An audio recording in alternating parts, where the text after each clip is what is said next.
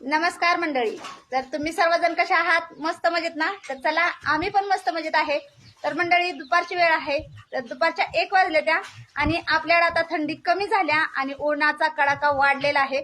तर दुपारचं लय ऊन लागतंय तरी सुद्धा कोंबडा वरडायला लागलाय, म्हणजेच की सकाळ झाल्या, दुपार नाही झाली.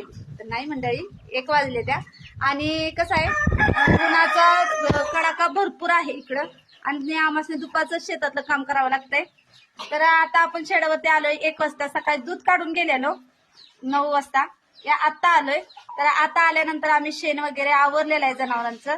तर आपण आता जनावरांना चारा टाकायचा नाही, जनावरांना चारा आम्ही दुपारच्या पुढंच टाकतो. खाद्य टाकल्यानंतर चारा टाकायला चालू करतो. चारा टाकून झालं की परत आपण दूध काढायला चालू करतो.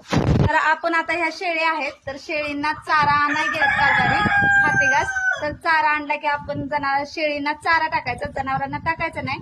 आणि नंतर आम्ही जाणार आहे खुरपणी करायला, म्हणजेच की भांगलायला.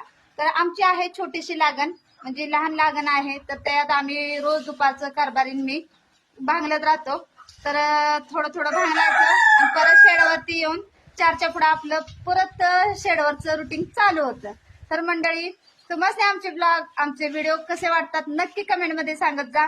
तर आमची आहे शेतकरी जोडी. तर शेतकरी जोडी तुम्हाला कशी वाटते नक्की सांगा. तर चला